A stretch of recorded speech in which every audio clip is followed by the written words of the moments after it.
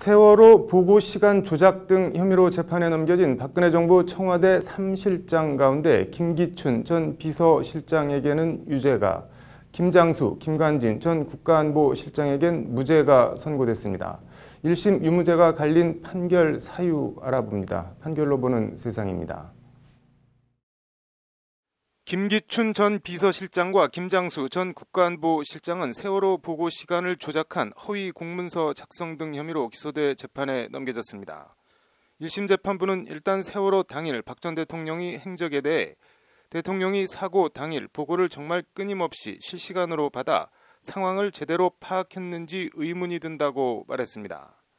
재판부는 김기춘 전 실장에 대해서도 대통령이 사고 상황을 언제 처음 보고받았고 적절한 조치를 했는지 등은 비서실장이던 피고인도 충분히 인지했을 것이라고 판단했습니다.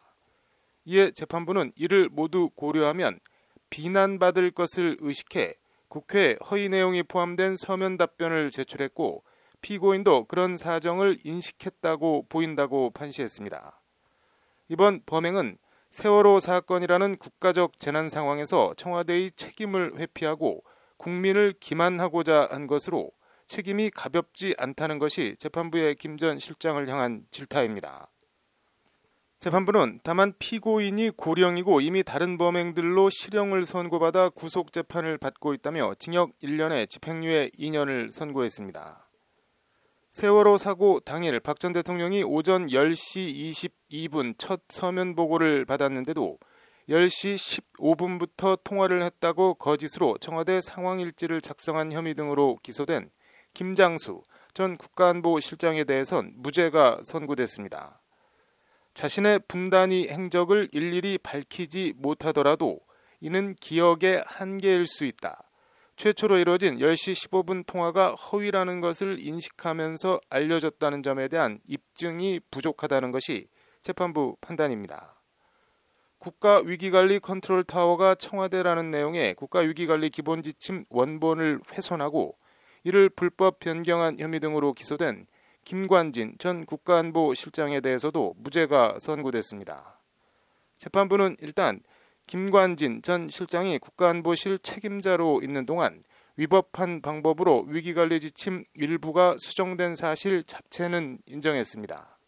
재판부는 다만 세월호 사고 당시 국가안보실에 근무하지 않아 사고 책임론에서 비껴있던 김관진 전 실장이 굳이 범죄에 무리하게 가담할 이유가 없다며 무죄를 선고했습니다.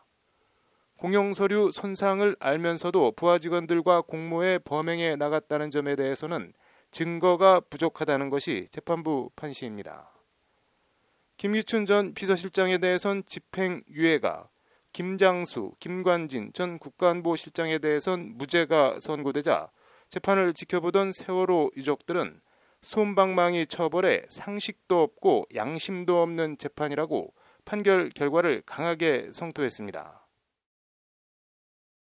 선고가 진행되는 동안 김기춘 전 비서실장은 상체를 숙인 채 눈을 감고 있었고 김장수, 김관진 전 실장은 몸을 돌려 선고 내용을 들었다고 합니다. 한 건의 집행유예와 두 건의 무죄, 입증이 부족하다, 증거가 부족하다는 재판부 무죄 판결 사유. 애초 검찰이 여론에 등 떠밀려 이른바 감이 안 되는 걸 기소한 건지 아니면 감은 되는데 부실하게 수사해 기소한 건지 아니면 유족들 표현처럼 재판부가 상식이 없는 건지 어떤 경우든 참 씁쓸합니다. 판결로 보는 세상이었습니다.